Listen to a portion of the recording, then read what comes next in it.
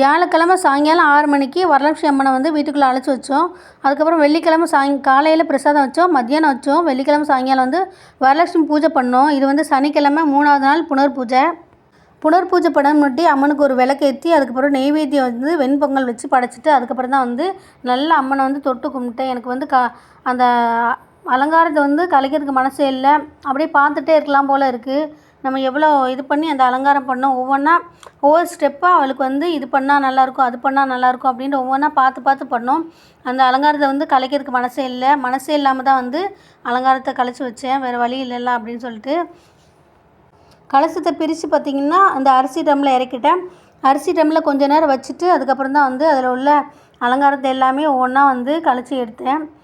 அம்மாட்ட வந்து, அம்மா என் வீட்டில் நீ நிரந்தரமாக வாசம் செய்யணும், எல்லா ஐஸ்வர்யங்களும் எனக்கு கிடைக்கணும், என் குடும்பத்துக்கும் என் பிள்ளைகளுக்கும் என் வீட்டில் உள்ள எல்லாத்துக்கும் கிடைக்கணும் அப்படின்னு சொல்லி அந்த வரலட்சுமி அம்மன்ட்ட நல்லபடியாக வேண்டியாச்சு.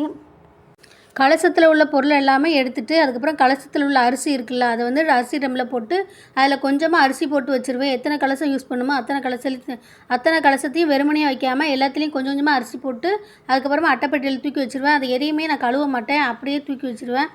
அது மாதிரி அம்மனுக்கு கொடுத்தின புடவையுமே நான் வந்து வாஷ் பண்ண மாட்டேன், அப்படியே தான் வச்சுருப்பேன். இந்த வீடியோ பிடிச்சா லைக் பண்ணுங்கள், ஷேர் பண்ணுங்கள், கமெண்ட் பண்ணுங்கள்.